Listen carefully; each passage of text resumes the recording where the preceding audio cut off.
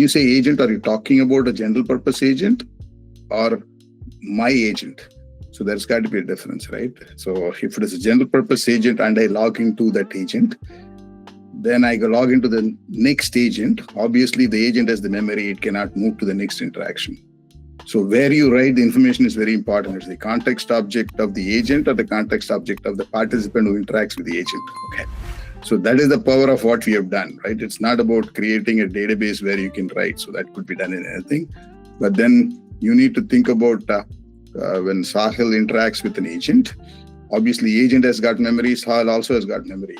The agent will be able to write to Sahil's context object. When Sahil goes to interact with the next agent, that context moves. Otherwise, we would create just agent memory, and then when you go to the next agent, what happens, right? Unless when you said agent, it's about you, right? It's about your identity, then it's okay. Otherwise, you'll have to figure out what goes into.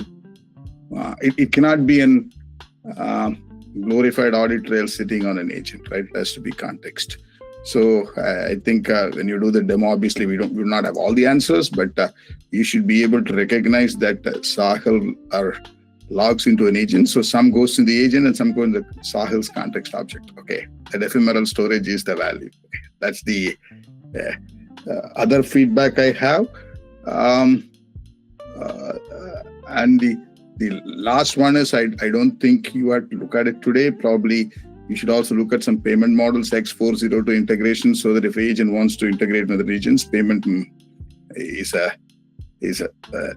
key point. So those are three. So very good presentation, but conceptually there are three points I'll make. One, it's not just about identity, it's about trust. So it's not just a glorified audit trail, it's about creating memory to the participant. And three, obviously integrate payments. Okay, that's super helpful.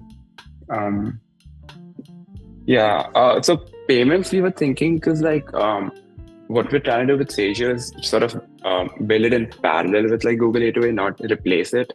And Google A2A or whatever multi-agent orchestration workflows that a developer is building will probably already have payments implemented with it. You don't have to create a new payment model, Sahil. What I'm saying is you have to have the ability to plug in payments into this.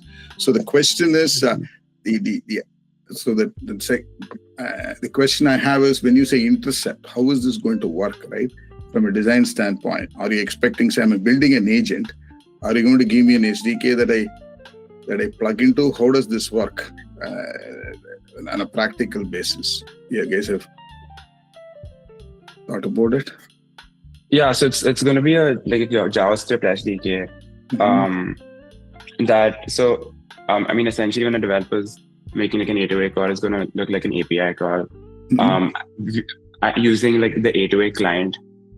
Where Sagio comes in is going to be wrapping that A2A client in its own Sagio client, and it's going to be making all the agent-to-agent calls through the Sagio client, which essentially calls the A2A client. Okay, so I think Rahul has raised his hand. I'm sure he will have questions and answers for this, but I definitely like to know how will you do the key. The whole thing is about not writing to the database. It requires a cryptographic signature, right? So you really need to sort out who's logging into what, right? That's how do you load up the key, right? Otherwise, it's a challenge, right? So and we have thought about it a little bit. I think Rahul has done some work there. So Rahul, your hand raised. You go. Ananda's point is right. And by the way, good work, guys. It's a good start. But the way I see this today at this point is it's an audit trail, right? It is only giving you information on agent A is talking to agent B, right? I'll not get into the mechanics of how exactly you're going to do this, because I've gone through A2A examples, I've gone through the A2A clients and stuff, right? So, yes, we may need to build we may need to work out an MCP-based service to do this. Technically, I have an architecture diagram that I can share with you guys on how you can create the key, how you can basically register an identity, because every time you create an agent, you should be able to get a unique key value pair for it, right? Private key for it, right? So otherwise, how can the agent sign a transaction? Because it needs a private key. That's what Ananda is talking about, right? So you need a service which will basically spin up as part of your agent system. And by the way, like uh, DDGs look into LangGraph, LangChain tooling.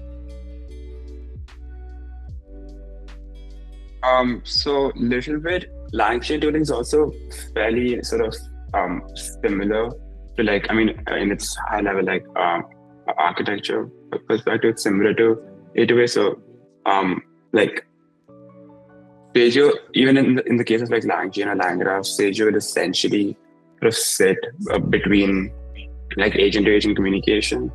Um, but we haven't like thought about the design I implementation. think the essential layer idea is good, Sahil. I think I would like to know what in the layer it sits on, right? For example, so if so I'm not close to the code, but then if I'm using an agent today, right? If there isn't, somebody explained to me, if I'm using an agent to book a ticket, right? I'm a user. I'm an answer. Now, how do I access this service? I need to call an agent, correct? From my front end or whatever, from an application, whatever. You have to call an agent, right? You have to call some agent. So the agent is already signed in, right? So that agent needs to. So that agent is developed by anybody. So we are not asking them to build the agent on Sageo, right? That will be a wrong way to go about doing this, right? It's more an somebody is building an agent already. So they're building an agent. So they need to first be able to get an identity for their login. But then before that, I also need to be able to access. That's why there are two directions to this. One is obviously the agents getting an identity. But are we going to go to the next step and say whether Sahil gets an identity? Okay, that's the whole point. Okay, and if that's the case, you need to start off by the applications that are getting built, which we'll call the agents, right? Whatever, right? The front end needs to have an identity for Sahil, right? So that's got to be the starting point.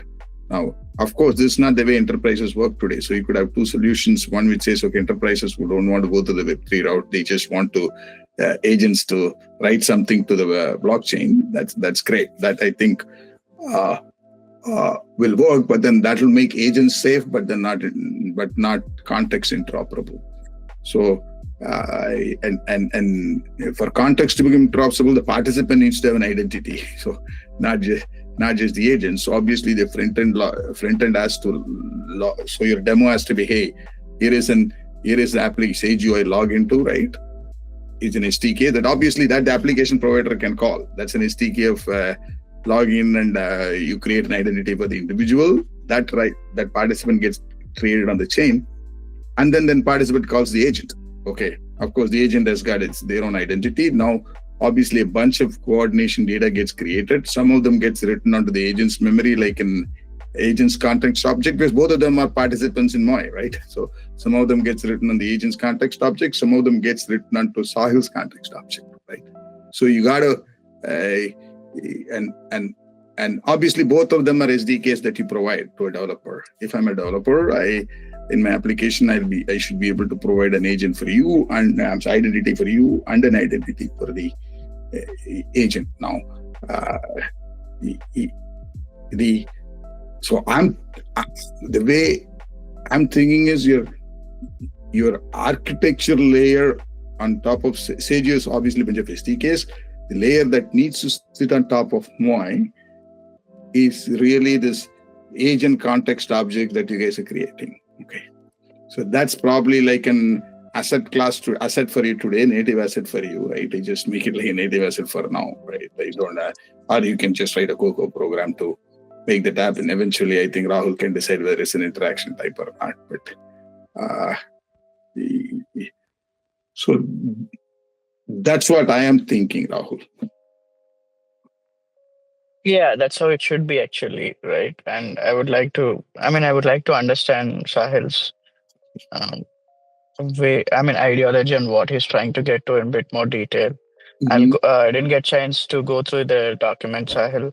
I'll go through it and I'll drop my questions, but I understand what you're trying to get to. And did you guys understand what Ananta has mentioned? Okay.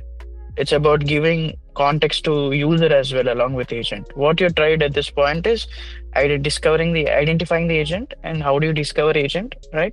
No, Now which is and very now good. For example, that is if good. That's the if first I'm step. That's the using, if first I'm step. using A to A, right?